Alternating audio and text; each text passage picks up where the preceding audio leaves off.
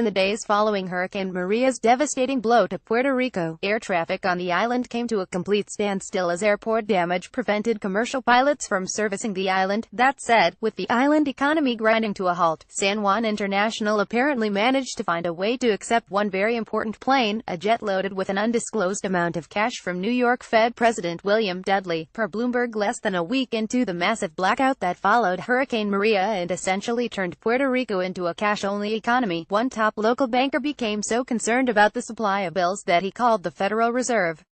William Dudley, the New York Fed president, put the word out within minutes, and, ultimately a jet loaded with an undisclosed amount of cash landed on the stricken island, according to Richard Carrion, the Popular Inc. executive chairman who made the call. He and Chief Executive Officer Ignacio Alvarez reflected on the chaotic early days of the crisis in an interview Friday at their office in San Juan's Hato Rey Financial District. "We thought the cash was going to be a problem," said Carrion, 64, whose bank is the biggest in Puerto Rico by deposits. "The magnitude of this is something we haven't experienced." Suzanne Elio, a New York Fed spokeswoman, declined to comment on the money shipment. The executives described corporate clients' urgent requests for hundreds of thousands in cash to meet payrolls, and the challenge of finding enough armored cars to satisfy endless demand at ATMs. Such were the days after Maria devastated the U.S. territory last month, killing 39 people, crushing buildings and wiping out the island's energy grid. As early as the day after the storm, the Fed began working to get money onto the island, according to a person with knowledge of the matter, who asked not to be named, discussing the Fed's preparations.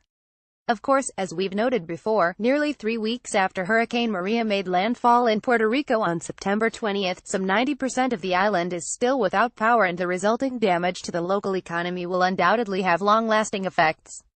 9 of 10 Puerto Ricans are still without power, half the island has no drinking water, schools are closed, there's a government-mandated curfew, and businesses everywhere are trying to cope.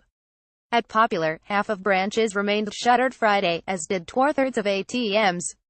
Alvarez, 58, is a Harvard Law School graduate who took over as Popular's CEO earlier this year. Previously, the post was held by Carrion, whose family has helped run the firm for generations. Alvarez said that stores have closed and workers have been laid off as a result of the storm, which is a worry for the bank. "More than property damage to our collateral, which is not going to be that great, is the economic disruption caused by the hurricane," he said.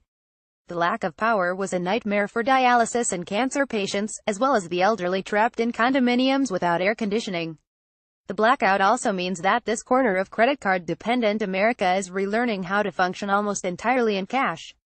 When some generator-powered ATMs finally opened, lines stretched hours long, with people camping out in beach chairs and holding umbrellas against the sun. Popular could face a downgrade by Fitch Ratings on concerns that the storm's after-effects may harm business. Its stock has dropped 11% since the storm in New York trading, and is down 19% for the year. Meanwhile, the even larger threat to the Puerto Rican economy is that residents will simply decide they've had enough of the island life, and the constant threat of devastating hurricanes that comes along with it, and jump ship to the mainland. As Bloomberg notes, the island already loses roughly 2% of its population a year to the continental United States, but, with many people being evacuated in the days following September 20th, it's very likely that 2017 will see a much larger exodus. A major concern, both men agree, was the prospect of a mass exodus to the U.S. mainland. Governor Ricardo Rossello has warned that, if the aid package being debated in Washington falls short, millions could leave the island. The population has already been shrinking 2% annually for 3 years running on the island of 3.4 million, due in large part to a decade-long economic lull. "There is a danger of flight," Carrion said. "I don't need a visa. I don't need anything to go there. I have relatives in Orlando, or I have relatives in Houston, or I have relatives in New Jersey. Everybody has relatives in the States," said Alvarez, cutting him off. "Yeah, everybody," Carrion said. "There's more Puerto Ricans in the continental U.S. than here. So everybody's got a relative. All of which has Democrats laying out the welcome mats in the key swing state of Florida. Never let a good crisis go to waste."